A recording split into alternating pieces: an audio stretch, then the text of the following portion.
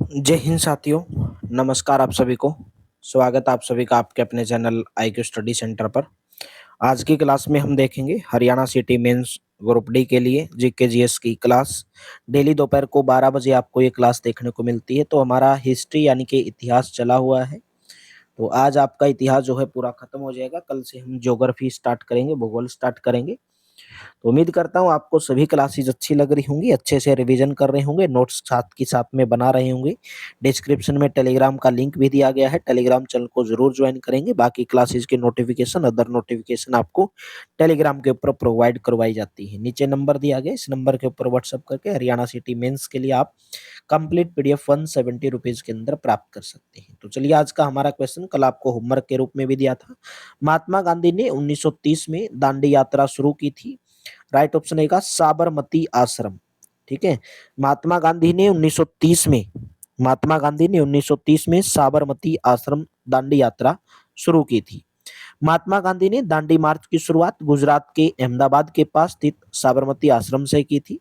12 मार्च 1930 को अपने 78 अनुयायियों के साथ यह यात्रा शुरू की थी। 6 अप्रैल 1930 को गांधी जी दांडी पहुंचे और वहां समुद्री जल से नमक बनाकर नमक कानून तोड़ा। इस आंदोलन में लोगों ने गांधी जी का भरपूर साथ दिया और यह आंदोलन पूरी तरह अहिंसक रहा। इस यात्रा के दौरान सरोजिनी नायडू भी गांधी जी के साथ थी। नेक्स्ट क्वेश्चन है, कांग्रेस ने 1929 में किस स्थान पर अपने अधिवेशन में पूर्ण स्वराज्य के प्रस्ताव की घोषणा की थी? राइट ऑप्शन रहेगा ऑप्शन नंबर बी, लाहौर अधिवेशन हुआ था 1929 में। वर्ष 1929 में लाहौर अधिवेशन की अध्यक्षता जवाहरलाल नेहरू ने की थी। इस अधिवेशन में ही स्वराज्य यानी कि पूर्ण स्वतंत्रता का प्रस्ताव पारित हुआ। इस अधिवेशन में ही 26 जनवरी 1930 को प्रथम स्वतंत्रता दिवस के रूप में मनाए जाने की घोषणा हुई। 31 दिसंबर 1929 की मध्य रात्रि को रावी नदी के तट पर कांग्रेस के अध्यक्ष जवाहरलाल नेहरू ने भारतीय स्वतंत्रता का प्रतीक तिरंगा यानी कि झंडा फहराया। नेक्स्ट है, निम्नलिखित में से किसे 1938 में 1939 के लिए भारतीय राष्ट्रीय कांग्रेस अधिवेशन के अध्यक्ष के रूप में फिर से निर्वाचित किया गया था? राइट ऑप्शन रहेगा option number D, Subhash Chandra Bose को। सुभाष चंद्र बोस को हरिपुरा अधिवेशन 1938 ईस्वी और त्रिपुरी अधिवेशन 1939 ईस्वी में भारतीय राष्ट्रीय कांग्रेस के अध्यक्ष के रूप में चुना गया था। 1939 में त्रिपुरी संकट के बाद कांग्रेस की अध्यक्षता से त्यागपत्र के पश्चात सुभाष चंद्र बोस ने फॉरवर्ड ब्लॉक की स्थापना की। सुभाष चंद्र बोस के प्रसिद्ध नारे दिल्ली चलो और Jai Hind, the Indian struggle Subhash Chandra Bose की आत्मकथा है। गांधी इरविन समझौते के परिणाम स्वरूप गांधी जी ने किस में भाग लिया था? राइट ऑप्शन रहेगा ऑप्शन नंबर डी, दूसरे गोलमेज सम्मेलन में भाग लिया था। गांधी इरविन समझौता 5 मार्च 1931 को हुआ था। यह समझौता महात्मा गांधी और भारत के तत्कालीन वायसराय इरविन के मध्य हुआ था।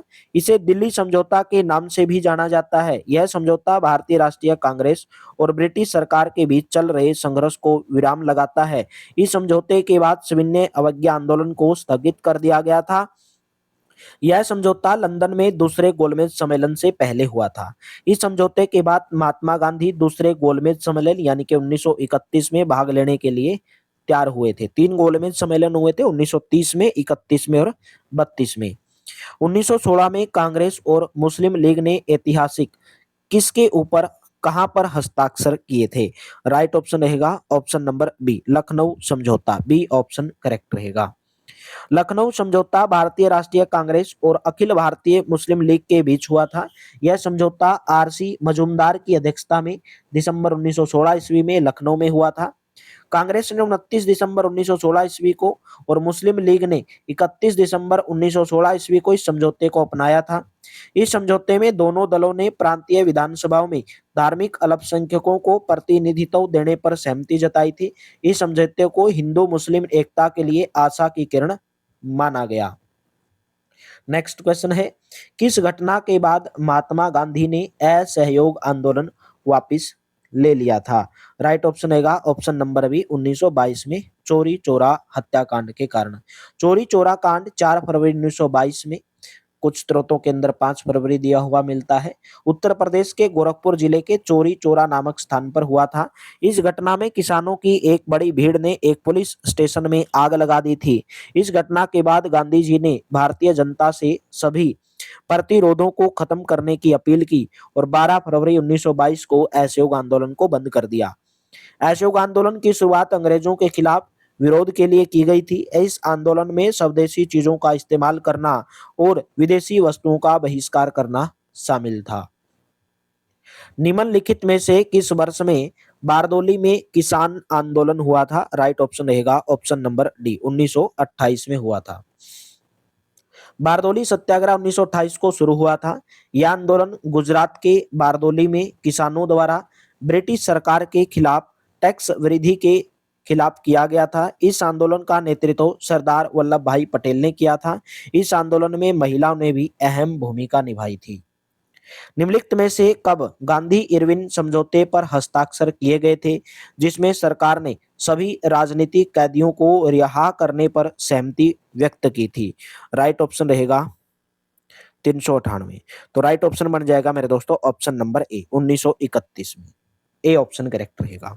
गांधी इरविन समझौता 5 मार्च 1931 को महात्मा गांधी और वायसराय इरविन के बीच हुआ था। इस समझौते पर महात्मा गांधी और भारत के तत्कालीन वायसराय लॉर्ड इरविन ने हस्ताक्षर किए थे। यह समझौता लंदन में दूसरे गोलमेज सम्मेलन से पहले हुआ था। इसे दिल्ली पैक्ट भी कहा जाता है। इस समझौते के तहत गांधी जी ने सविनय अवज्ञा आंदोलन को स्थगित करने का आश्वासन दिया था। 1913 में ब्रिटिश भारत के निम्नलिखित मुस्लिम नेताओं में से कौन अखिल भारतीय मुस्लिम लीग में शामिल हुआ था? राइट ऑप्शन रहेगा option number A, Mohammad Ali Jinnah. Mohammad Ali Jinnah 1913 ईस्वी में मुस्लिम लीग में शामिल हुए थे। वर्ष मुस्लिम लीग के एक महत्वपूर्ण नेता थे। मोहम्मद अली जिन्ना जो है मुस्लिम लीग के एक महत्वपूर्ण नेता थे। 1916 में लखनऊ अधिवेशन में वे मुस्लिम लीग के अध्यक्ष बने। एनी बेसेंट एक समाजवादी थी। यहाँ पे आपको ऐसे लिखना है कि जो एनी बेसेंट थी किसके प्रभाव में एक फेवियन समाजवादी थी? राइट ऑप्शन रहेगा option number A, George Bernard Shaw. A option correct रहेगा। एनी बेसेंट तथा जॉर्ज बर्नार्ड शो दोनों ही प्रसिद्ध व्यक्तित्व थे। एनी बेसेंट एक ब्रिटिश समाजवादी, थियोसोफिस्टिक, महिला अधिकारों की समर्थक, लेखक, वक्ता और भारतीय राष्ट्रवाद की प्रचारक थी। एनी बेसेंट 1917 ईस्वी में भारतीय राष्ट्रीय कांग्रेस की पहली महिला अध्यक्ष बनी। एनी बेसेंट के एंग्लो इंडियन साप्ताहिक कॉमनवेल्थ में भी जॉर्ज बर्नार्ड शो का योगदान रहा। नेक्स्ट है 1934 के बाद मुस्लिम लीग का मुख्य प्रवक्ता कौन बन गया? राइट ऑप्शन रहेगा option number D, Mohammad Ali Jinnah. Mohammad Ali Jinnah 1913 ईस्वी में मुस्लिम लीग में शामिल हुए। मोहम्मद अली जिन्ना पाकिस्तान के पहले गवर्नर बने। निम्नलिखित में से किसने भारत में नमक कानून तोड़ने के लिए पैदल यात्रा का नेतृत्व किया था? राइट ऑप्शन रहेगा option number D, Mahatma Gandhi. नमक कानून तोड़ने के लिए दांडी मार्च का नेतृत्व महात्मा गांधी ने किया था। इस मार्च को नमक सत्याग्रह और दांडी सत्याग्रह के नाम से भी जाना जाता है। यह यात्रा 12 मार्च 1930 को साबरमती आश्रम से शुरू होकर गुजरात के दांडी गांव तक पूर्ण हुई थी। इस मार्च में गांधी जी के साथ 78 स्वयंसेवक थे। गांधी जी के गिरफ्तार होने के बाद अब्बास तैयब जी और सरोजनी नायडू ने दांडी मार्च का नेतृत्व किया था। इंग्लिश साप्ताहिक न्यू इंडिया किसने शुरू किया था? राइट ऑप्शन रहेगा option number B, Bipin Chandra Pal ने शुरू किया था। बी ऑप्शन करेक्ट रहेगा। अंग्रेजी साप्ताहिक न्यू इंडिया की शुरुआत बिपिन चंद्र पाल ने की थी। एनी बेसेंट ने न्यू इंडिया नाम का एक दैनिक अखबार भी शुरू किया था। बिपिन चंद्र पाल ने भारत के लोगों में देशभक्ति की भावना फैलाने के लिए न्यू इंडिया शुरू किया था। एनी बेसेंट ने कॉमनवेल्थ नाम का एक साप्ताहिक अखबार प्रकाशित किया था। निम्नलिखित में से किसने गदर पार्टी की स्थापना की? राइट ऑप्शन रहेगा ऑप्शन नंबर डी, लाला हरदयाल। गदर पार्टी की स्थापना सोहन सिंह भाकना और लाला हरदयाल ने की थी। गदर पार्टी भारत में ब्रिटिश शासन को समाप्त करने के लिए भारतीयों द्वारा आयोजित एक अंतरराष्ट्रीय राजनीतिक आंदोलन था। इसका गठन 1913 में हुआ था। इसका मुख्यालय सैन फ्रांसिस्को में था। गदर पार्टी का आयोजन संयुक्त राज्य अमेरिका में प्रवासी भारतीयों द्वारा किया गया था। गदर पार्टी का पुराना नाम पैसिफिक कोस्ट हिंदुस्तान एसोसिएशन था। वर्ष 1923 में किसके द्वारा स्वराज पार्टी की स्थापना की गई थी? राइट ऑप्शन रहेगा option number D, Motilal Nehru और चित्तरंजन दास के द्वारा 1923 में स्वराज पार्टी की स्थापना की गई थी। 1923 में पार्टी का नाम कांग्रेस खिलाफत स्वराज पार्टी रखा गया। स्वराज पार्टी का गठन असहयोग आंदोलन की विफलता, भारत सरकार अधिनियम 1919 और 1923 ईस्वी के चुनावों जैसी कई महत्वपूर्ण घटनाओं के बाद हुआ। सर्वप्रथम किस भारतीय राष्ट्रीय आंदोलन के दौरान वंदे मातरम लोकप्रिय गीत बन गया? राइट ऑप्शन रहेगा ऑप्शन नंबर डी, स्वदेशी आंदोलन। वंदे मातरम गीत स्वदेशी आंदोलन के दौरान लोकप्रिय हुआ था। इस गीत को बंकिम चंद्र चट्टोपाध्याय ने लिखा था। स्वदेशी आंदोलन 1905 ईस्वी में शुरू हुआ था। इस आंदोलन में विदेशी सामानों का बहिष्कार किया गया। निम्नलिखित में से कौन 1946 में ब्रिटिश सरकार द्वारा भारत में भेजे गए भारत के राज्य सचिव और कैबिनेट मिशन के सदस्य थे? राइट ऑप्शन रहेगा option number C, Lord Pethick Lawrence. Cabinet mission 24 March 1946 को भारत पहुंचा। कैबिनेट मिशन के सदस्य लॉर्ड पैथिक लॉरेंस यानी कि भारत के राज्य सचिव, सर स्टैफोर्ड क्रिप्स व्यापार बोर्ड के अध्यक्ष और एवी अलेक्जेंडर प्रथम लॉर्ड ऑफ एडमिरल्टी। 1946 में क्लेमेंट एटली यूनाइटेड किंगडम के प्रधानमंत्री ने भारत में एक कैबिनेट मिशन भेजा जिसका उद्देश्य ब्रिटिश सरकार के पास मौजूदा शक्तियों को भारतीय सरकार को हस्तांतरित कराना था। जब भारत स्वतंत्र हुआ उस समय भारतीय राष्ट्रीय कांग्रेस के अध्यक्ष कौन थे? राइट ऑप्शन रहेगा ऑप्शन नंबर डी, जेबी कृपलानी। जेबी कृपलानी 1947 ईस्वी में भारतीय राष्ट्रीय कांग्रेस के अध्यक्ष थे। जेबी कृपलानी के बाद वर्ष 1948 में पट्टाभी सीतारमैया कांग्रेस के अध्यक्ष बने। भारत राष्ट्रीय कांग्रेस की स्थापना 28 दिसंबर 1885 में बंबई में हुई थी। एलन ऑक्टेवियन ह्यूम यानी कि ए.ओ. ह्यूम भारतीय राष्ट्रीय कांग्रेस के संस्थापक थे। व्योमेश चंद्र बनर्जी भारतीय राष्ट्रीय कांग्रेस के प्रथम अध्यक्ष 1885 ईस्वी में। बदरुद्दीन तैयब भारतीय राष्ट्रीय कांग्रेस के पहले मुस्लिम अध्यक्ष 1887 ईस्वी में बने। एनी बेसेंट भारतीय राष्ट्रीय कांग्रेस की पहली महिला अध्यक्ष 1917 ईस्वी में बनी।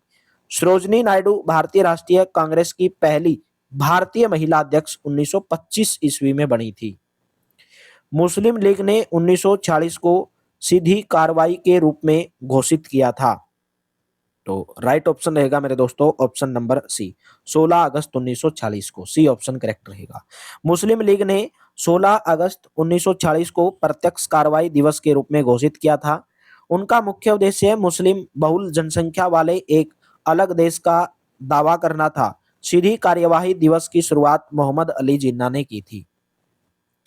निम्नलिखित में से किस वर्ष में मुस्लिम लीग ने भारतीय मुसलमानों के लिए एक अलग राष्ट्र पाकिस्तान की मांग की?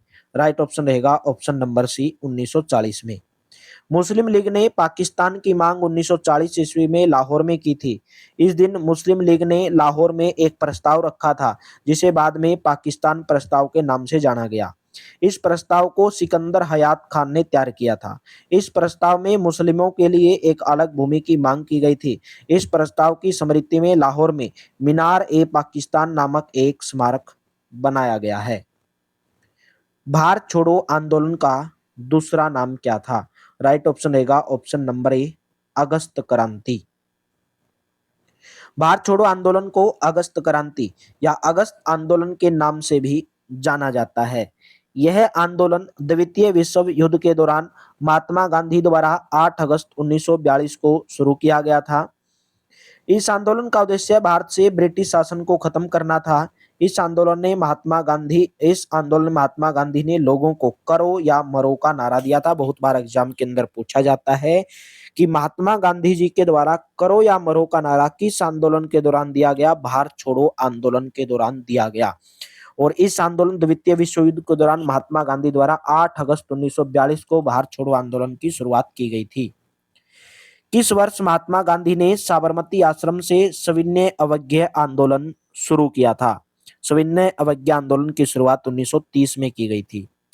महात्मा गांधी ने सविनय अवज्ञा आंदोलन की शुरुआत 12 मार्च 1930 को साबरमती आश्रम से की थी। इस आंदोलन की शुरुआत दांडी मार्च के साथ हुई थी। यह आंदोलन ब्रिटिश नमक टैक्स के खिलाफ था। इस आंदोलन में महात्मा गांधी ने 1878 अनुयायियों के साथ दांडी तक यात्रा की थी। इस आंदोलन में सरोजिनी नायडू भी शामिल थी। अप्रैल 1930 को गांधी जी ने दांडी में नमक कानून तोड़ा था। सूर्यसेन अंग्रेजों के खिलाफ निम्नलिखित में से किस कट्टरपंथी गतिविधियों से जुड़े थे? राइट ऑप्शन रहेगा ऑप्शन नंबर बी, चटगांव शस्त्रागार छापा। बी ऑप्शन करेक्ट रहेगा।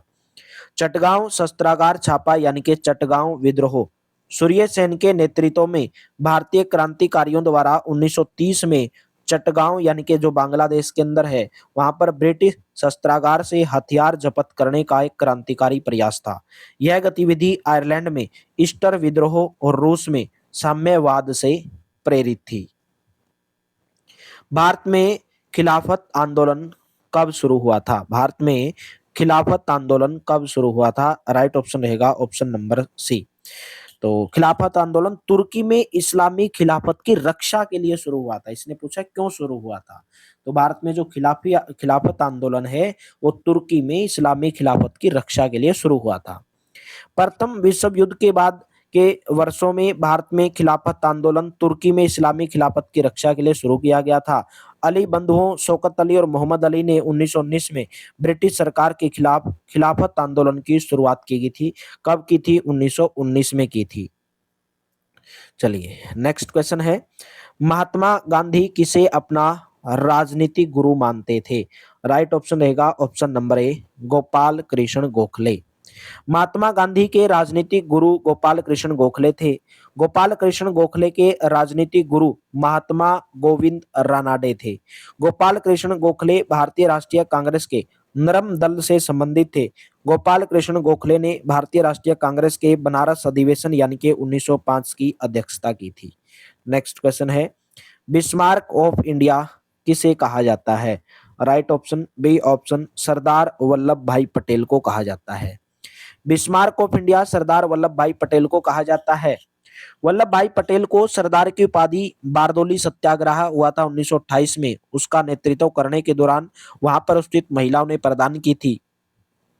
सरदार वल्लभ भाई पटेल भारत के प्रथम उप प्रधानमंत्री तथा गृह मंत्री थे। पंडित जवाहरलाल नेहरू भारत के प्रथम प्रधानमंत्री थे। सरोजिनी नायडू भारत के उत्तर प्रदेश राज्य की प्रथम महिला राज्यपाल थी। इनको द नाइटिंगेल ऑफ इंडिया के नाम से भी जाना जाता है। दिल्ली चलो नारा किसके द्वारा दिया गया था? राइट ऑप्शन रहेगा ऑप्शन नंबर ए, सुभाष चंद्र बोस के द्वारा दिया गया था। दिल्ली चलो का नारा नेताजी सुभाष चंद्र बोस ने दिया था। 5 जुलाई 1943 को नेताजी सुभाष चंद्र बोस ने सिंगापुर के टाउन हॉल के समक्ष, यहाँ पे लिखोगे आप, टाउन हॉल के समक्ष क्या किया था भाई? उनके द्वारा टाउन हॉल के जो समक्ष है वो समक्ष किसकी? सुप्रीम कमांडर के रूप में, ठीक है, दिल्ली चलो का नारा दिया था। सुप्रीम कमांडर, तो यहाँ पे लिख दोगे दिल्ली चलो का नारा दिया था। एक नारा और दिया गया था, तुम मुझे खून दो मैं तुम्हें आजादी दूंगा। ठीक है, ये भी नेताजी सुभाष चंद्र बोस के द्वारा लिख लोगे। और मैं तुम्हें आजादी दूंगा, मैं, तुम मुझे खून दो मैं तुम्हें आजादी दूंगा। और जय हिंद का नारा भी दिया गया था। ठीक है, इनमें से किसने सविनय अवज्ञा आंदोलन तमिलनाडु में आयोजित किया गया था? सविनय अवज्ञा आंदोलन तमिलनाडु में सी राजगोपालाचारी। श्री राजगोपालाचारी द्वारा तमिलनाडु में सविनय अवज्ञा आंदोलन के जैसा एक आंदोलन शुरू किया था। श्री राजगोपालाचारी स्वतंत्र भारत के प्रथम भारतीय गवर्नर जनरल थे। बहुत बार एग्जाम के अंदर पूछा जाता है, स्वतंत्र भारत के प्रथम भारतीय गवर्नर जनरल कौन थे? श्री राजगोपालाचारी। श्री राजगोपालाचारी को भारत रत्न 1954 में मिला था। श्री राजगोपालाचारी भारत रत्न से सम्मानित होने वाले प्रथम 3 व्यक्तियों में से एक थे। अखिल भारतीय किसान सभा के पहले अध्यक्ष कौन थे? राइट ऑप्शन रहेगा option number D, Swami Sahajanand Saraswati. D option correct रहेगा। अखिल भारतीय किसान सभा के पहले अध्यक्ष स्वामी सहजानंद सरस्वती थे। इसकी स्थापना 1936 में हुई थी। इसके प्रथम सचिव एनजी रंगा थे। नेक्स्ट है, लिन लिथगो द्वारा अगस्त प्रस्ताव निम्न में से किस वर्ष में लाया गया? राइट ऑप्शन रहेगा ऑप्शन नंबर बी 1940 में लाया गया। लिनलिथगो द्वारा अगस्त प्रस्ताव 1940 में लाया गया था। अगस्त प्रस्ताव की घोषणा 8 अगस्त 1940 को हुई थी। क्रिप्स मिशन मार्च 1942 में आया था। कैबिनेट मिशन मार्च 1946 में आया था। स्वराज मेरा जन्मसिद्ध अधिकार है और मैं इसे लेकर रहूंगा, यह प्रसिद्ध कथन किसका है? राइट ऑप्शन सी ऑप्शन बाल गंगाधर तिलक। स्वराज मेरा जन्मसिद्ध अधिकार है और मैं इसे लेकर रहूंगा, यह प्रसिद्ध कथन बाल गंगाधर तिलक का है। महात्मा गांधी ने 1942 में भारत छोड़ो आंदोलन के दौरान भारत छोड़ो का नारा दिया था। सरदार भगत सिंह ने इंकलाब जिंदाबाद का नारा दिया था। अरुणा आसफ अली को कहां भारतीय राष्ट्रीय कांग्रेस का ध्वज फहराने के लिए याद किया जाता है? राइट ऑप्शन रहेगा ऑप्शन नंबर डी, भारत छोड़ो आंदोलन के दौरान। अरुणा आसफ अली को भारत छोड़ो आंदोलन के दौरान भारतीय राष्ट्रीय ध्वज फहराने के लिए याद किया जाता है। अरुणा आसफ अली को 1992 में पद्म विभूषण, 1997 में भारत रत्न पुरस्कार से सम्मानित किया गया था। असहयोग आंदोलन की शुरुआत 1 अगस्त 1920 को हुई थी। सविनय अवज्ञा आंदोलन की शुरुआत 1930 को। भारत छोड़ो आंदोलन की शुरुआत अगस्त 1942 ईस्वी को हुई थी। असहयोग आंदोलन कब शुरू किया गया था? ऑप्शन नंबर ए करेक्ट रहेगा, 1920 को शुरू किया गया था असहयोग आंदोलन। असहयोग आंदोलन 1920 में शुरू किया गया था। महात्मा गांधी के नेतृत्व में 1 अगस्त 1920 को शुरुआत हुई। असहयोग आंदोलन के शुरू होने के दिन 1 अगस्त 1920 को ही लोकमान्य बाल गंगाधर तिलक की मृत्यु हो गई। 1928 में नेहरू रिपोर्ट प्रस्तुत की गई। 1931 भारतीय राष्ट्रीय कांग्रेस के कराची अधिवेशन की अध्यक्षता सरदार वल्लभ भाई पटेल ने की थी। भारतीय राष्ट्रीय कांग्रेस के मेरठ अधिवेशन की अध्यक्षता जे.बी. कृपलानी ने की थी। तो आपकी यहाँ पर हिस्ट्री मेरे दोस्तों खत्म होती है, इतिहास आपका खत्म होता है। बस आपके प्रीवियस ईयर क्वेश्चन बचते हैं, वो मैं आपको एग्जाम के टाइम पे, या अगर हमारा सिलेबस पहले खत्म हो जाता है एग्जाम से, तो आपको एग्जाम से पहले भी करा दूंगा, ठीक है। तो इनमें से ही आ जाएगा आपका। अभी हम भूगोल करेंगे नेक्स्ट, ठीक है, ज्योग्राफी करेंगे। तो उम्मीद करता हूँ आपको पूरा हिस्ट्री आपने अच्छे से किया होगा, नोट्स बनाए होंगे। तो एक बार रिपीट कर लेंगे पूरी हिस्ट्री जो भी मैंने आपको कराया, ठीक है। तो चलिए, thank you, have a nice day. मिलते हैं कल की क्लास में और एक नए सब्जेक्ट के साथ, भूगोल के साथ, ज्योग्राफी के साथ। Thank you, have a nice day.